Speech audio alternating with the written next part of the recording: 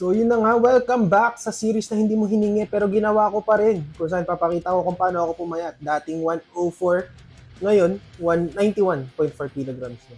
Goal natin, 75 kilograms. So start na natin, chicken breast, baon gang, baon gang.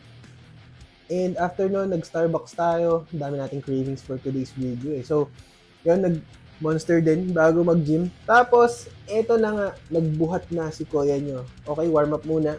And ito na yung working set natin, 200 pounds. Hindi ko alam kung 8 reps nga ba ginawa to, 10 reps. Hindi ko alam eh. Check nyo na lang. Op! Anong gawa mo dyan, pre? Anong ginagawa mo dyan?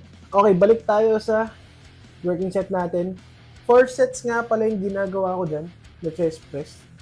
4 sets lang. Pero para sa akin, heavy na siya.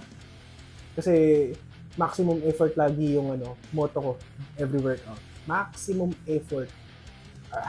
As much as possible, RPE 9 or 10 lang yung ginagawa ko. So ngayon naman, flies. Binagana natin para makita nyo kung gaano kabagal yung buhat ko sa flies.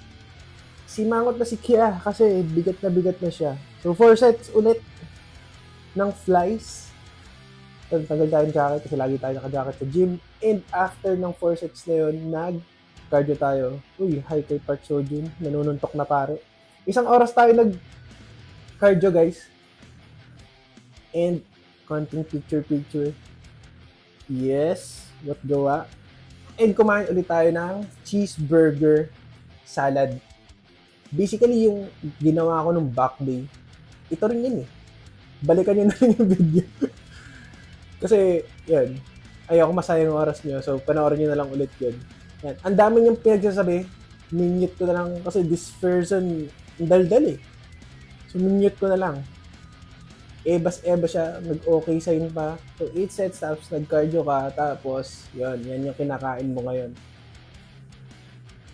So, yun. For context, nung May 10th, dahil sa kabisihan ng this person, nag-1423 calories lang ako. Yun lang yung nakain ko ng May 10th. Kapos. Ang goal natin ay 1.8, di ba? Siguro yung universe na yung calorie deficit for me.